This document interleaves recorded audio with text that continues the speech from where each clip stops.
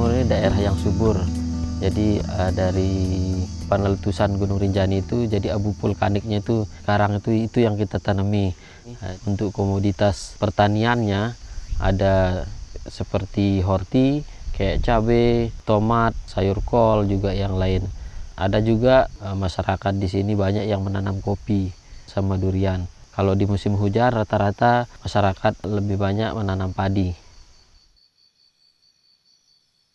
Saya seorang guru honorer dan saya juga seorang perempuan tani, dan saya juga punya kelompok petani perempuan yang bernama Harapan Bunda. Di Sembalun ini apapun pekerjaan kita, Mas, kita jadi apapun pasti kita bertani, bahkan kita lebih malu kalau kita nggak bertani. Kelompok itu baru nanti dari produk-produk mereka itu kita dorong supaya mereka punya perizinan. Tujuan daripada program EcoGreen ini terkait dengan mempromosikan inisiatif perekonomian hijau. Di samping itu juga berkontribusi ke pemerintah terkait dengan pencapaian ketahanan pangan, kesetaraan gender, dan permasalahan tenaga kerjaan dan pertumbuhan ekonomi. Perubahan cuaca itu kalau musim hujan dari Oktober sampai Maret kalau dulu. Kalau sekarang kita nggak bisa prediksi, Mas. Kita juga bingung dalam menentukan komoditas apa yang akan kita tanam pada musim inilah. Gitu. Mulai dari pengolahan tanah, pemilihan bibit tanaman, dan pemilihan jenis tanaman apa yang akan ditanam itu semuanya dilakukan oleh laki-laki. Selama ini awalnya perempuan hanya pekerjaan bagian dari yang tidak diinginkan oleh laki-laki. Intinya hanya menerima. Dan awalnya kami membentuk kelompok ini juga di bidang pengolahan, karena di pasca panen itu biasanya kalau laki-laki itu menjual langsung ke tengkulak. Dan kami berpikir bahwa bagaimana kalau kita olah dulu supaya nilai ekonominya lebih tinggi.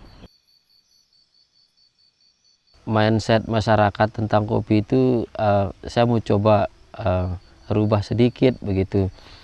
Masyarakat itu bilang kalau saya tuh aneh gitu ya, kok sarjana jual kopi gitu kan. Padahal kalau sarjana itu kerja di kantoran begitu kan. Tapi saya membuktikan kepada masyarakat bahwa kita juga bisa mandiri walaupun jadi petani begitu. Tahun 2020 itu EcoGreen ada program di desa kami, di desa Sapit. Kami diajarin bagaimana di lapangan itu seperti apa begitu.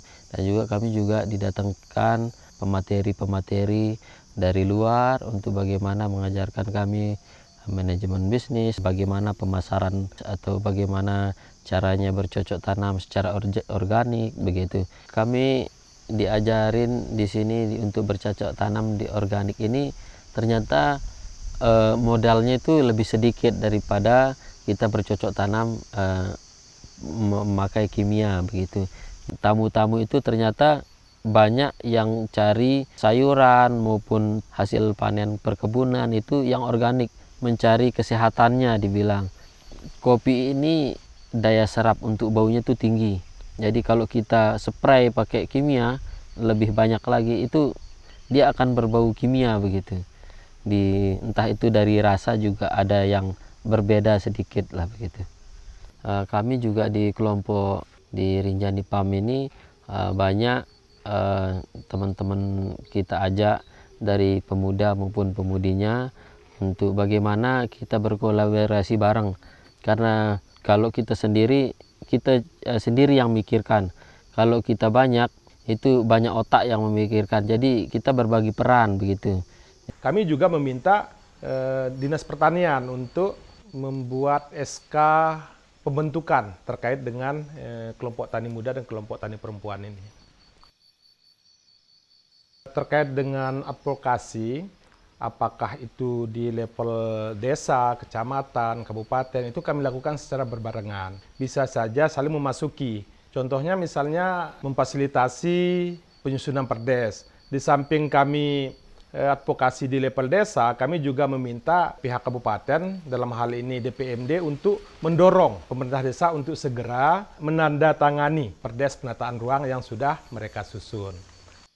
Dan alhamdulillah sudah banyak aksi atau kolaborasi yang kami lakukan. Pertama yang kami lakukan adalah bagaimana memetakan desa ini, artinya pemetaan berbentuk peta segala macam.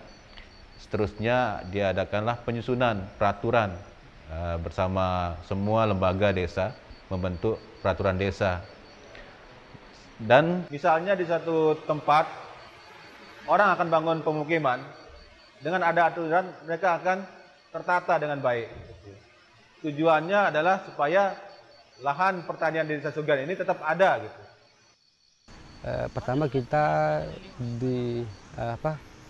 disuguhi materi untuk pemetaan wilayah, potensi apa saja sebenarnya yang ada di wilayah kami, sampai dengan tersusun beberapa peta, termasuk peta potensi mata air, peta rawan bencana.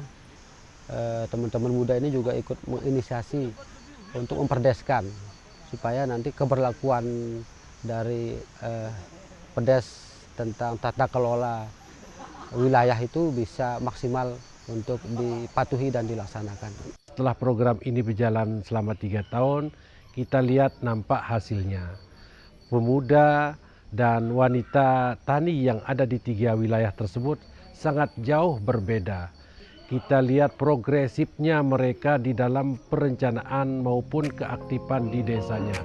Selama saya menjadi guru Mas ya, kalau saya tanya sama anak-anak cita-cita mereka, jarang sekali ada yang mau jadi petani.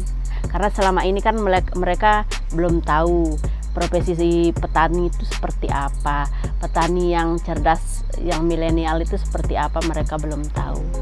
Semoga di masa depan murid-murid ini bisa bertani secara organik dan itu lebih sehat dan lebih dibutuhkan untuk tubuh mereka.